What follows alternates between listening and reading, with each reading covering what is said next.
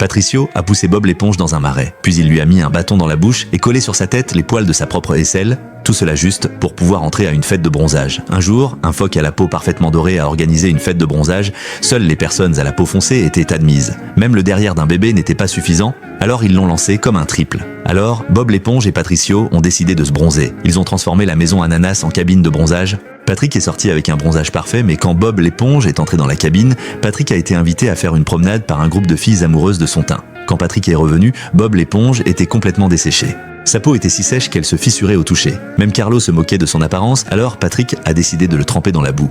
Il lui a mis 2 algues entre les dents. Il a même arraché des poils de son aisselle et les a collés. Il voulait déguiser Bob l'éponge en un beau garçon bronzé, mais en sortant, Monsieur Krabs l'a pris pour un monstre et l'a piétiné, vaincu. Ils sont allés à une glacerie. Patricio regarda le caramel de la glace et eut une nouvelle idée. Il recouvrit Bob l'éponge de sauce caramel, lui donnant un ton doré parfait. Finalement, ils réussirent à entrer à la fête organisée par le phoque. Il y avait plusieurs cabines de bronzage.